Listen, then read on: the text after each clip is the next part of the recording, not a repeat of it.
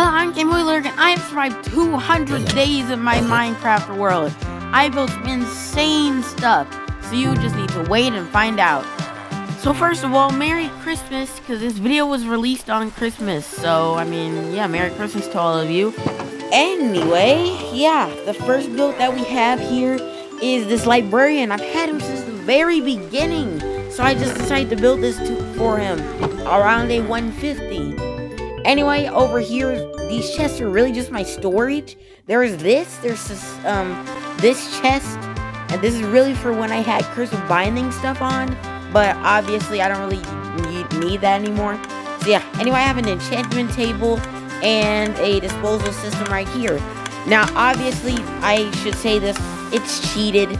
I use cheats on this world. I didn't say this was a survival, hardcore, or anything like that. I didn't say that. So, yeah, this is just my personal world. Anyway, over here, we have mushrooms. We also you saw my piston door as well. Yellow, gold and iron. I like that. And over here, we just have, I tried to make it look like a real world, and I did. But going over to this other part of the base, we first have 169. Yeah, it's made out of dirt because I don't know. But yeah. Anyway, I have the back entrance here. It's actually kind of a piston door and kind of an entrance. This is actually made myself. I didn't copy it from any tutorials. I just did it. And that means I am starting to get better with redstone. Anyway, going over here, there's sand here because I spawned a nether fortress in. I'm going to go through this really quick. And, well, basically, I didn't want it anymore after, like, day 100, so I got rid of it. But I turned it all to sand instead, but it ended up making a mess, and, like, that bit of sand would have been everywhere. So I decided to mine the rest of it, and there's still pieces of it lying around, as you can see. But, yeah, anyway, I have a beacon on my base, as you saw. And over here, I trapped some Halloween mobs, but they despawned, so that's why I was really mad. Anyway, over here, there's just a sheep farm with every color, and a sugarcane farm. Although, I'm probably going to make that automatic in the next couple days. In fact, I probably have at the time you're recording this. You're hearing this, not recording this. And if I have, there's a picture on screen right now. But, yeah. Okay. Sorry, editing lyric here, but I'm just going to paraphrase. Basically, this video is way delayed, and because of that, I'm actually at around day 300. And there's some stuff that I did around regarding Christmas that I really want to show because this video is made on Christmas. So I'm going to show those. It's going to be a little spoilers to 300 days, but you probably want that. So for those trees that you saw, I basically just used shears to cut off the leaves. I grew trees and then used shears to cut off the leaves. And I even hung some banners up. And I used it to build the maze. Well, or you're about to see. There it is. There's the maze. So, yeah, it actually is next to a campsite that I really just come to when I want to chill after doing a big project or something. Also, Small Side Tangent. Relic is such a good music disc. Yeah, that's literally all I wanted to say. But yeah, I really just come there when I want to chill. Anyway, going to the maze, we have... Well, oh yeah, I beat the maze in 50 seconds. This has to be one of my favorite projects of this world. But yeah, also I had my Christmas area in 300 days. I also had it around there, but 300 days. I just had to get that out of the way because it is Christmas. So you're at E-Town now. This is just, I don't know why. This is actually a kind of a twist on my 3000 days Bedrock world. That has the same scheme of copper and emeralds, but it has quartz in it as well. So yeah. Anyway, I used Fletcher's to get enough emeralds to make this beacon. Because yeah, this is all legit here. This beacon. And it was completed on day 69 as well. So I mean, that was perfect. Anyway, that room you just saw was an AFK room. Oh, and look it over here. I made a map on that day as well. But yeah, that room was an AFK room. And put the blocks on, drew the day. Yeah, anyway, yeah, these are my trophies right here. The Infinity Gauntlet, I'm pretty sure that was for having both no, having a raid in the end. Yeah, and I actually ended up doing that. That's how I got the Infinity Gauntlet. And for the Power Stone, I had to defeat the dragon and the Wither at the same time, and I did. Both of those were in like probably the mid 100s, like 140 or 150. Yeah, and then that's just a Wither head. Anyway, this is a charged creeper head. This is a Ravager head. And yeah, this is a veteran of the village right here. This is for defeating a level 5 raid or something like that. And then of course we have the dragon egg. Now these are the data packs I'm using right here. That's it. Okay, so yeah, this, I don't know why I made this, and this is just a fake Wither. That other one was Soul Sand. That right there is just a very, very bad super smelter. And this is Ryan, the axolotl. Yeah, he's been with me since the very beginning. Anyway, and that's it. And if we go through this tunnel, we have these zombies that I trapped on day 100. So yeah, this is a picture of the fireworks show on day 100, by the way. And I just realized that I forgot. I have a camel. His name is Camelin. I don't know why, but I named him that. This is very old. Just ignore it. But yeah, I have a camel. That's the camel. Going into the Nether, I really did not want to be in here for too long because it's very unstable. As you can see, this is my Nether base for E-Town, and this is my main Nether base. Even though it's honestly less than the base that I just showed you. But that's kind of it. So, going to the camping village next. And yeah, we're going to the camping village. By the way, I might sound a little different. That's because I really don't want to talk because I have a headache. But just ignore that. Anyway, we have this fountain area, which is actually an archery range inside.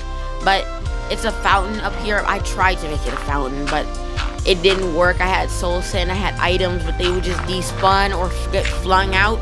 So that was kind of a fail. Oh, also, as you can see, I forgot that you can write on the back of signs and edit them.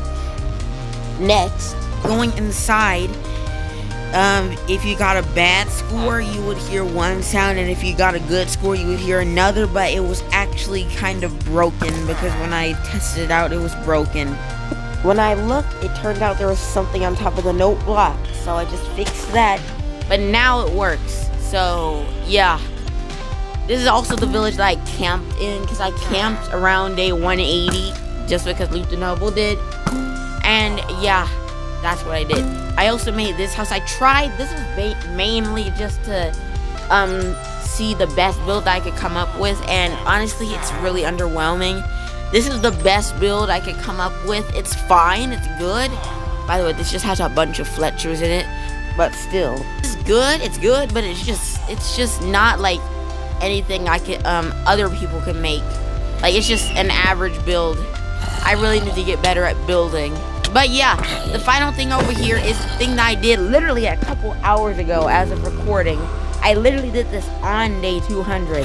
I captured this zombie here. I used wool to cover them up, really. I think that was the only block I had.